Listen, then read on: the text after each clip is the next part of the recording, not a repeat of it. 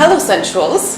This week we're going to address 5 key elements for conscious sexuality, and I am joined by the beautiful Raluca, who is a psychologist, an intuitive coach, a tango dancer, and an avocado aficionado. That's an aphrodisiac food, in case you didn't know that already. Now she writes on beingraluca.com about relationships, sexuality, things that she discovers and that helps other people grow. So we picked 5 things. We never looked at what the other one wrote about conscious sexuality. We're gonna go over them one by one, right? Yes. Okay. I want to say thank you for inviting me. I'm honored to be part of this and your journey to helping other people grow through their sexuality, spirituality, and awareness in these areas of their life. So I'm really curious and excited about what we're going to discover because, like she said, we did not check What we wrote. Yeah, what we wrote.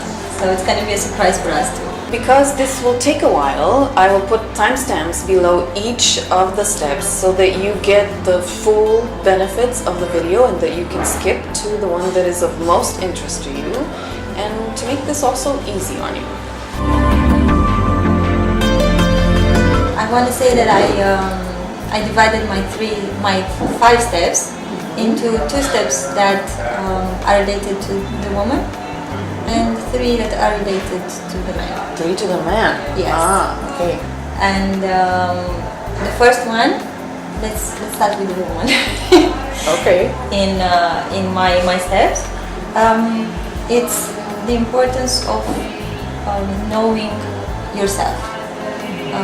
The woman needs to discover her body, to realize what she likes, what she needs, and she can do this through self-massage or with conscious massage given by her partner, and conscious breathing to realize exactly how her body functions. This is a very, very important step on my list. So I have to say that I had self-awareness of the second step. Okay. But my first step was health, physical and psychological. Now, this may sound weird, but the truth is that if you're sick or if your body's not functioning to its best or to its fullest potential, then you're draining energy into parts that are hurting or that they're not working precisely as they should. And I'm not talking just about the reproductive system. Liver, stomach, heart, lungs, whatever.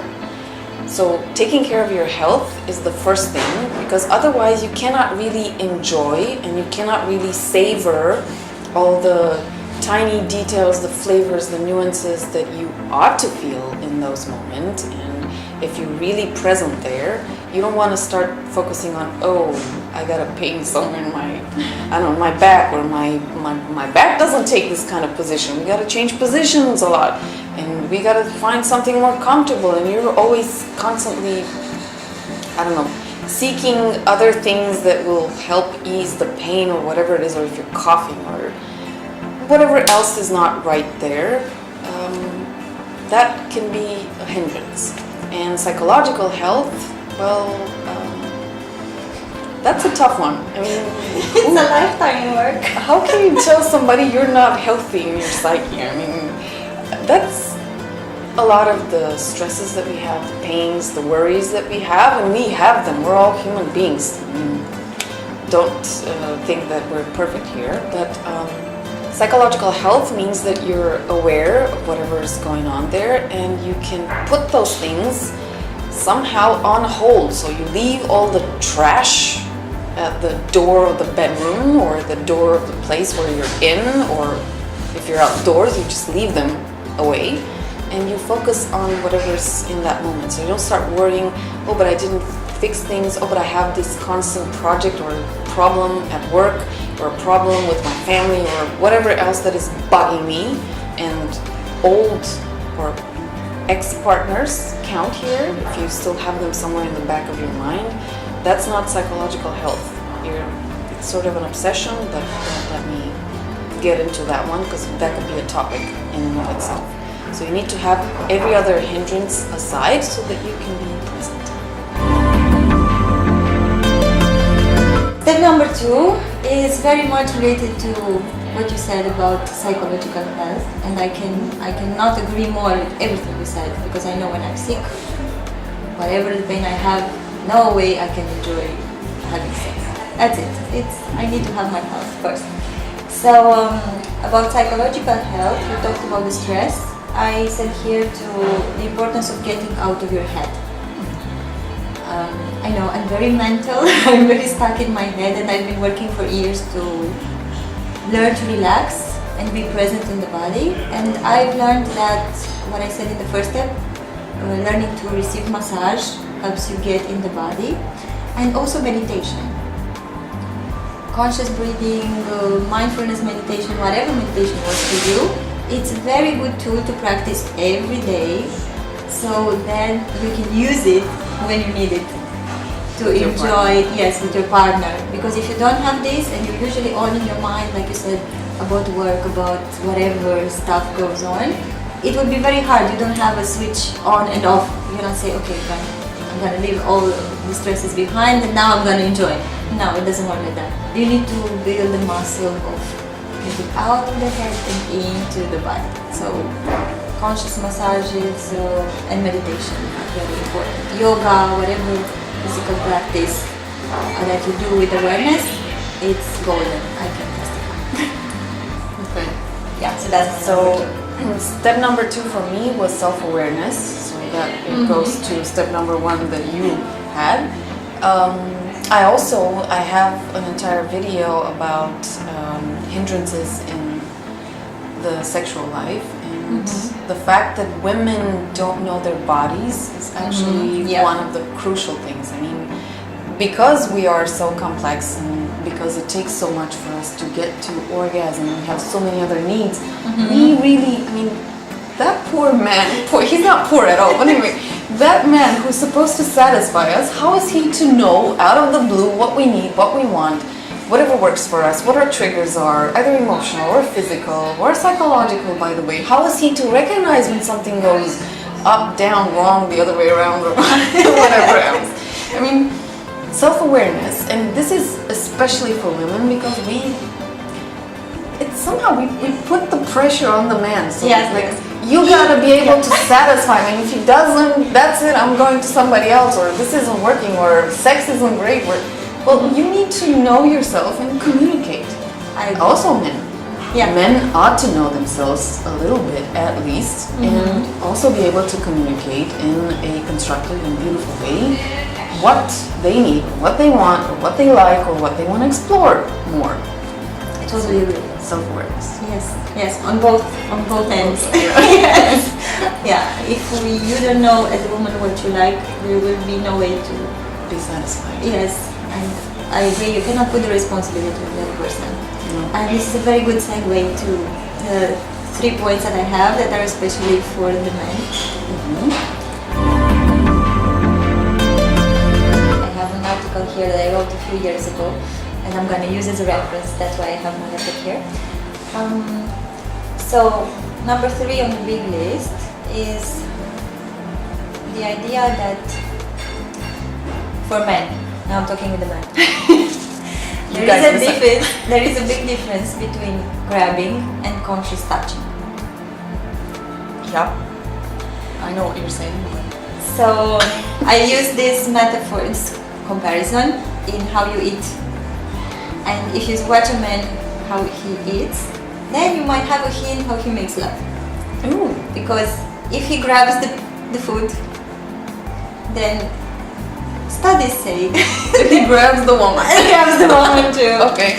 So it's the difference in between you're really hungry.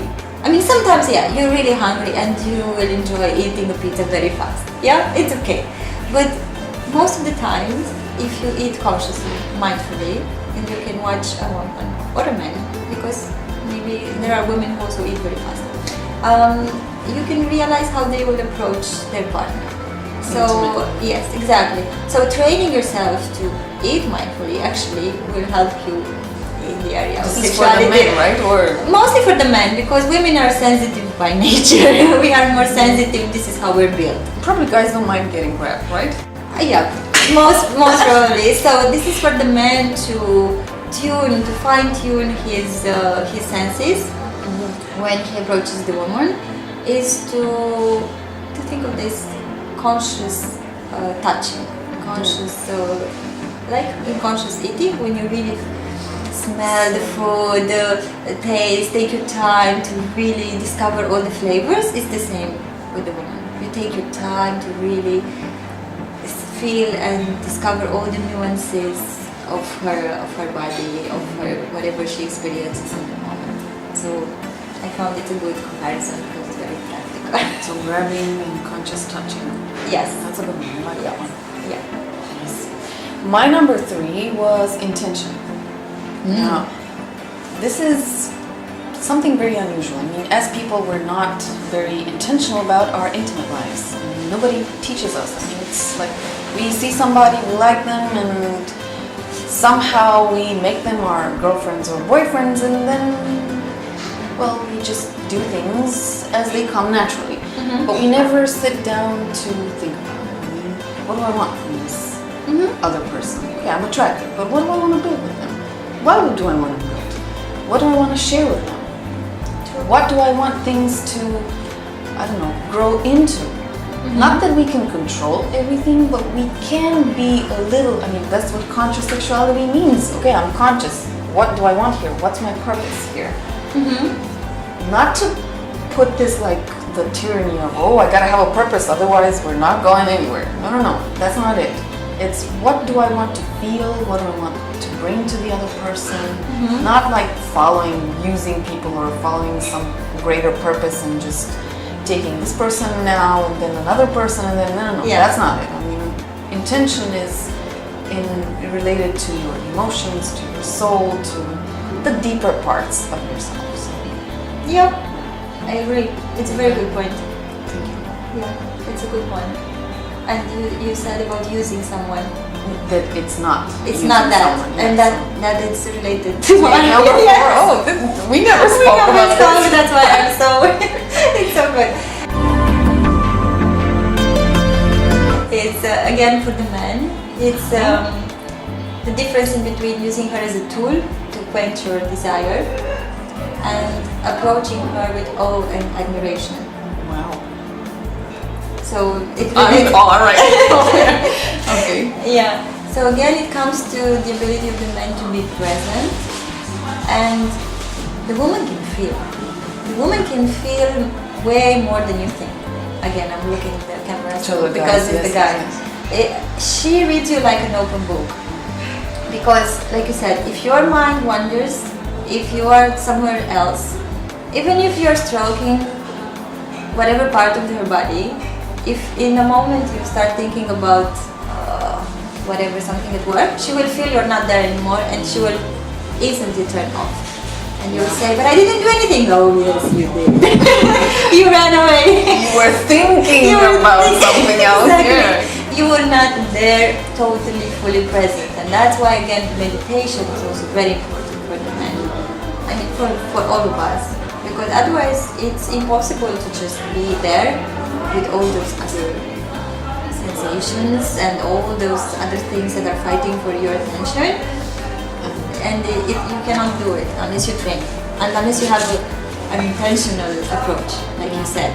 So they relate very well. Okay. My number 4 was a heart connection.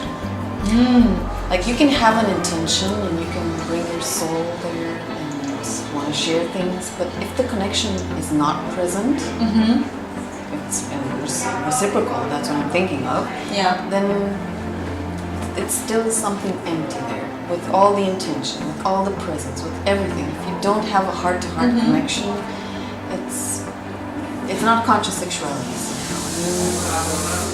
You're choosing your partners, and you're choosing the people that you want to have an intimate moment with, and it's gotta mean something, so again, heart-to-heart connection. Yeah. That's my number 4. I agree. It it was really From the heart. from the heart. Yeah, I felt it in the heart. Okay. On my list here, it was again an analogy with for the men, the difference between an alcoholic and the sommelier. The sommelier, it's a wine specialist. I'm using all these analogies with food because Food is very orgasmic. Exactly. You gotta say that. Men, very intelligent men, now they need to learn to cook and to feed their women. Hear me out. What I'm talking about this again is like if you think about an alcoholic, he doesn't care what kind of alcohol he drinks. He just needs to quench his thirst and his psychological addiction, because it's actually a psychological addiction more than a physical one. And for the man to be addicted to that sensation that the woman might bring him, it's equivalent to being an alcoholic. And Ouch. if he actually learns to not be so Thirsty all Exactly, the time, but not be aware exactly. exactly what he's thirsty of. then he will be able to enjoy. And then he will be able to touch consciously, to admire her, to take his time. So like a sommelier, especially in wines, he will just take a sip and then see and tell you the year of when the wine was made and all that stuff. Okay. And then a man who cultivates his awareness and his sensitivity actually, Yeah. and the patience to discover everything that the woman next to him and with him has to offer, it will help both of them to have a conscious connection. And I agree with the heart connection, that is not there. It's not going to be... Chances are he would fall into alcoholism, becoming a Exactly. I think they relate very well. If that lacks, he will get into the alcoholic mode. And yeah. So we don't like alcoholics, at least not into intimate moments. Yeah, no. I In mean, other fields also. So, no, it's a problem. Whatever addiction you have, I said alcohol because it's most common, I think, but it can be anything. You can be addicted to electronics. yeah, You can be addicted to social media now. You can be addicted to smoking. I have that one. Ouch. But this is for the men, right? Yes, So I'm good. Okay. Yeah. Whatever addiction we have, actually, it keeps us prisoners of that running for the sensations, and we cannot experience the present moment. And if we go back to what we began, if you're not in the present moment, there's no way to enjoy conscious sexuality or whatever activities you do about it. My number 5 is about pacing yourself. So pacing yourself, what I'm thinking of is sometimes you feel like enjoying your intimate moments, like taking things very slowly, like consciously touching, breathing, smelling, tasting, whatever, but it's slowly. And other times you're in a different rhythm. You want to go fast. Yeah, come on, now. The idea is that pacing yourself to the moment, to the person, and to the dynamic of, that's the whole thing. I mean, Exactly. it's the intimate life. The intimate life is like a living being, and we need to watch it. I mean, feel it.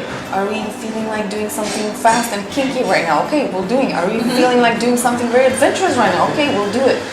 Are we feeling like taking it slowly right now? Okay, we'll do it like that. I mean, Totally agree. let it breathe. Pacing yourself to the moment, to the partner, to the dynamic. That's like the epitome of being conscious. I mean, you're present there constantly with whatever arises, and you're in that rhythm. Exactly. And you act according to what the moment needs, not according to the plan or how you usually you do your things. Oh, no, not the usual way. No. That's what kills it. Jesus, routine, no. No. So pacing yourself, yeah. Yeah, totally agree. they completed each other beautifully, just like if we talk. Yeah. Yes. Couldn't go wrong, I guess, with these if we sit and think about it. But, Yeah. Good point. Very good. thank you. Good points. Excellent points also. Thank you. And I hope that you enjoyed our 5 elements for conscious sexuality. I hope that you take the time to listen to these over and over again. And why not share what your thoughts are on the subject and what other elements you might consider very important. We would love to hear this. Yeah. And maybe we'll do another one after a while. Who knows? Yeah. So until next week, I hope that you have a conscious, intimate life. Thank you. It was a pleasure being with you today, and I'm really looking forward for your comments also. I hope you enjoy and you find useful what we both shared here, and let's be all very conscious and aware in whatever we do. Let's see that.